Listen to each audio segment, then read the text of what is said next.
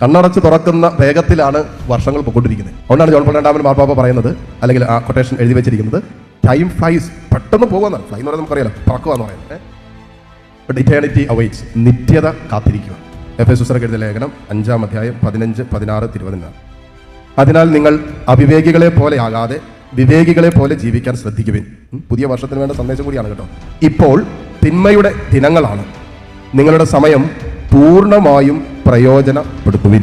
പുതിയ വർഷത്തിലേക്ക് പ്രവേശിക്കുമ്പോൾ ശരിക്കും ഹൃദയത്തിൽ സൂക്ഷിക്കേണ്ട ഒരു വചനമാണ് സമയം പൂർണ്ണമായിട്ടും പ്രയോജനപ്പെടുത്തുക.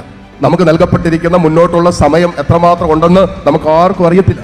ഈ വർഷം പൂർത്തിയാക്കില്ലെന്നും നമുക്കൊരു ഗ്യാരണ്ടി ഇല്ല. അതുകൊണ്ട് ഒരു തീരുമാനമെടുക്കുക. നമുക്ക് ദൈവസ്നേഹത്തിൽ നിന്നും, അതായത് കർത്താവിൽ നിന്നും അവൻ്റെ സ്നേഹത്തിൽ നിന്നും അവനോടുള്ള ബന്ധത്തിൽ നിന്നും നമ്മളെ അകറ്റുന്ന അനാവശ്യമായതും അലക്ഷ്യമായതുമായ നമ്മൾ സ്പെൻഡ് ചെയ്തുകൊണ്ടിരിക്കുന്ന സമയങ്ങളെ നമ്മൾ അല്പം കൂടി പരിമിതപ്പെടുത്തുക, കുറയ്ക്കുക.